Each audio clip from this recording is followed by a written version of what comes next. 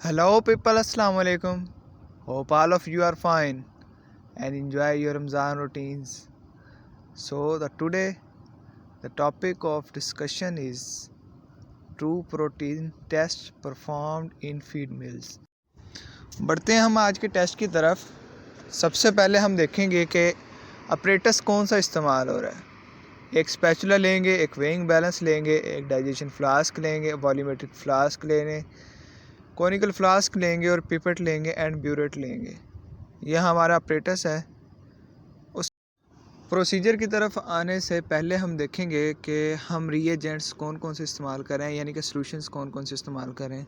Distil water लेंगे, commercial sulphuric acid लेंगे, sulphuric acid का सॉल्यूशन बनाएंगे नॉर्मल में, यानी कि 0.02 नॉर्मल बनाएंगे। उसके बाद सोडियम हाइड्रोक्साइड का सॉल्यूशन बनाएंगे 40%, यानी कि 40 ग्राम इन 100 ml। सॉल्यूशन भी किसी भी सॉलिड का, अगर आपने किसी भी चीज़ का सॉलिड का सॉल्यूशन बनाना है तो आपने उसमें क्या करना है कि उसकी आपको परसेंटेज जितनी रिक्वायर्ड है डिवाइडेड बाय उसकी प्योरिटी, यानी कि सपोज 100 है NaOH की, तो उसको मल्टीप्लाई कर देंगे आपको रिक्वायर्ड सॉल्यूशन के साथ।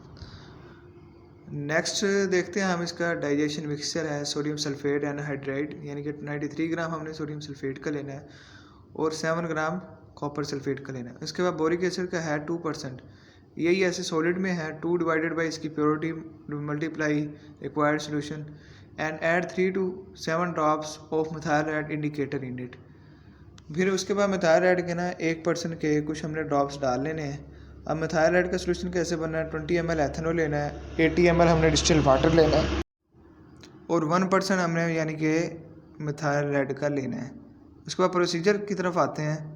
हमने सबसे पहले इंग्रेडिएंट लेना है, उसको हमने ग्राइंड करना है कॉफ़ी ग्राइंडर के अंदर या साइक्लोटेक के अंदर, और फिर उसमें से 1 ग्राम सैंपल लेना है हमने 100 ml वाले बीकर के अंदर।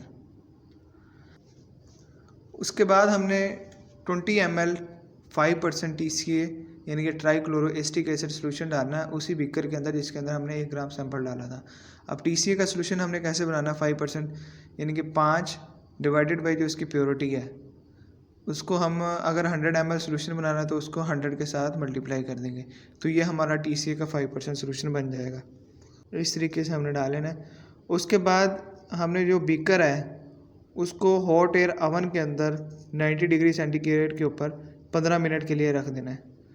जब 5 मिनट गुजरेंगे तो हमने जाके इसको शेक करना है, मतलब 15 मिनट के अंदर हमने 3 दफ़ा उसको शेक करना है, यानी कि हर 5 मिनट के बाद उनको जाके शेक करेंगे अच्छे से, ताकि जो उसके अंदर सोल्यूशन है और TCA का जो सोल्यूशन है और सैंपल है वो आपस में मिल जाए। उसके बाद हमने बीकर को रिमूव करना है, ओवन के अंदर से उसको ठंडा होने देना है। फिर उसके बाद हमने वॉटरमैन फ़िल्टर पेपर 1 के साथ उसको फ़िल्टर कर लेना है। अब क्योंकि बीकर के अंदर सैंपल कुछ लगा रह जाएगा तो हमने 4 से 5 दफ़ा उसको वॉश करते रहना डिस्टिल्ड वाटर के अंदर, डिस्टिल्ड वाटर के साथ, ताकि उसके अंदर से सैंपल रिमूव हो जाए। जितनी कोशिश हो सके उतनी कोशिश करें कि उसके अंदर कोई भी सैंपल बाकी ना रह जाए, और क्योंकि इससे रीडिंग के अंदर डिफरेंस फ़र्क आ सकता है बहुत ज़्यादा रीडिंग के अंदर, क्योंकि अगर सैंपल अंदर लगा रह गया। उसके बाद हम क्या करेंगे कि जो हमने फ़िल्टर कर लिया है, यानी कि फ़िल्टर पेपर जिससे हमने फ़िल्ट्रेट किया है, वो हमने लेना है और हमने एक डाइजेशन फ्लास्क के अंदर उसको डाल देना है।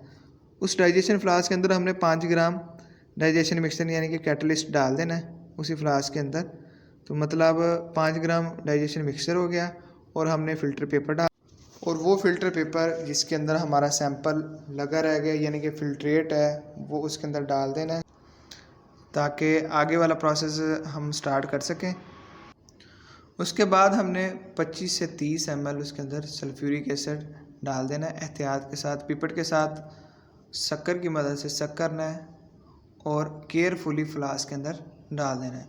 उसके बाद उस फ्लास्क को उठाना है और 2 घंटे के लिए हमने हीटर के ऊपर रख देना है। ये हमारा डाइजेशन का प्रोसेस ख़त्म हो गया। 2 घंटे के बाद उसको रिमूव करना है हीटर से।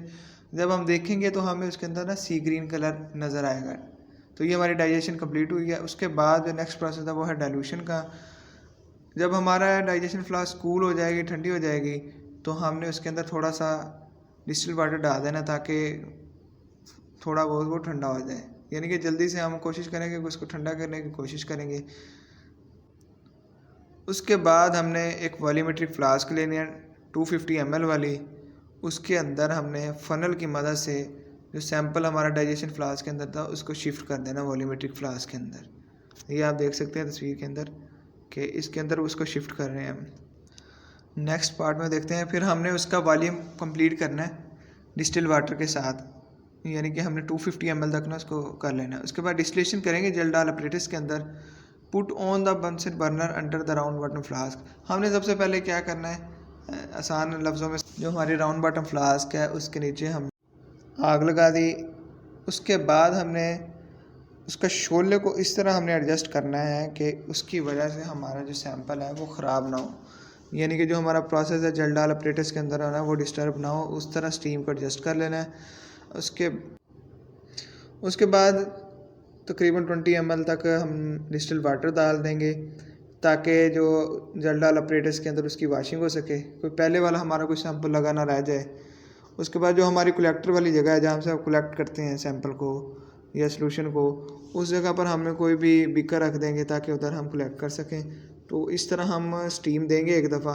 स्टीम देने का फ़ायदा ये है कि हमारा अपरेटस ना रन हो जाता है एक दफ़ा और पिछला कोई सैंपल लगाना रह जाए। उसके बाद हम डिस्टिलेशन जो हमारी सैंपल की है उसके अंदर हम 10 ml जो हमने ना सैंपल लेना है उसके अंदर से जो हमारा फ्लास्क बनी हुई थी वॉल्यूमेट्रिक फ्लास्क, और हमने उसको जेल डाल अपरेटस के अंदर डाल देना। उसके बाद हमने 10 ml सोडियम हाइड्रोक्साइड 40% वो लेना है, वो भी जेल डाल अपरेटस के अंदर डाल देना है। और फिर हमने ना एक वॉल्यूमेट्रिक फ्लास्क लेनी है कोनिकल फ्लास्क छोटी, 10 ml हमने उसके अंदर बोरिक एसिड डालना है, यानी कि रेड कलर का होता है वो, और उसको हमने कलेक्टर वाली जगह पर रख देना है। उसके बाद स्टॉपर ऊपर होता है हमारा जेल डाल अपरेटस के ऊपर, और उसके ऊपर स्टॉपर लगाना है। उसके ऊपर थोड़ा सा पानी डालना है, हमने चेक करना है कि, और हीट को हमने ऑन कर देना है। और राउंड बॉटम फ्लास्क से जो स्टीम पैदा हो रही है उसको सैंपल के अंदर से गुजरने देना है, जिसकी वजह से ये होगा कि सैंपल की, और जैसे प्रोसेस स्टार्ट होगा तो हम देखेंगे कि जो बोरिक एसिड का कलर है वो चेंज हो जाएगा। 2 से 4 मिनट के बाद हम 40 ml हमने तकरीबन सोल्यूशन लेना होता है। उसके बाद ये हम देखेंगे कि डिस्टिलेशन जो हमारी है वो 40 ml जब हो जाए तो हमने रिमूव कर लेना कोनिकल फ्लास्क को, जिसके अंदर बोरिक एसिड है और उसने अमोनिया को कैप्चर किया हुआ है। जो बोरिक एसिड के सोल्यूशन का जो येलो कलर होता है वो अमोनिया की वजह से होता है कि अमोनिया उस कलर को येलो कलर के अंदर चेंज कर देती है। उसके बाद हम टाइट्रेट करेंगे इसे 0.2 नॉर्मल सोल्यूशन के साथ सल्फ्यूरिक एसिड के, और तब तक हम टाइट्रेट करते रहेंगे कि जब तक उसका जो येलो कलर है वो पिंक कलर के अंदर दोबारा चेंज नहीं हो जाता। उसके बाद हम रीडिंग नोट करेंगे, और जब टीपी की कैलकुलेशन करेंगे तो रीडिंग को हम मल्टीप्लाई करेंगे 4.375 के साथ और डिवाइडेड करेंगे सीपी के साथ मल्टीप्लाई 100, यानी कि हमें टीपी को कैलकुलेट करने के लिए सीपी का मालूम होना बहुत ज़रूरी है। अब ये इसमें जो 4.375 है ये हमने फैक्टर बनाया है। फैक्टर कैसे बनाया है, यानी कि हमने 1 ग्राम सैंपल लिया था और उसको हमने 30 ml H2SO4 के अंदर मतलब डाला तो उसकी ब्रेक डाउन हुई।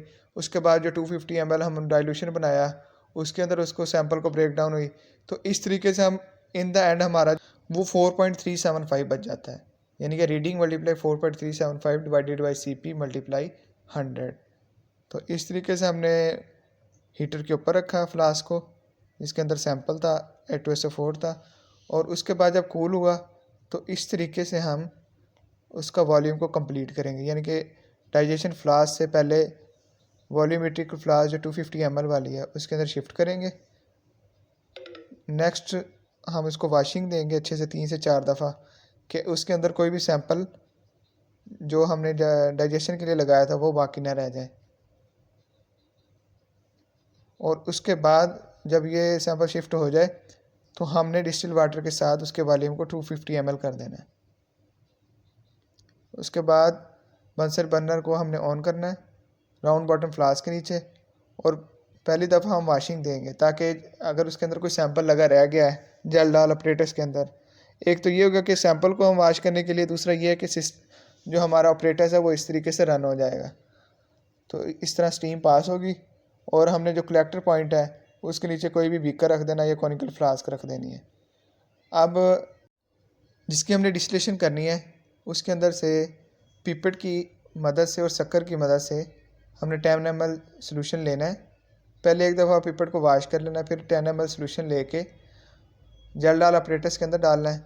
उसके बाद 10 ml अल्कली हमने डालनी है Na, और एक 100 ml वाली वॉल्यूमेट्रिक फ्लास्क के अंदर हमने 10 ml बोरिक एसिड का सोल्यूशन डालना है और उसको कलेक्टर पॉइंट के नीचे रख देना है, यानी कि जेल डाल अपरेटस के नीचे, जहां हमने अमोनिया को बोरिक एसिड की मदद से कैच करना है।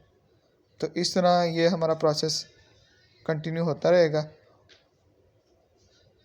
और जब हम जितना हो सके अपनी अटेंशन को टेस्ट के ऊपर फोकस रखें, और 40 ml जब हमारा सोल्यूशन हो जाए वॉल्यूमेट्रिक फ्लास्क के अंदर, तो उसको हमने जेल डाल अपरेटस से रिमूव कर लेना है और टाइट्रेशन वाली साइड पर ले जाना है। ब्यूरेट के अंदर हमने H2SO4 यानी कि 0.2 नॉर्मल से हमने टाइट्रेट किया। और thanks for watching my video, keep in touch for future updates, thank you.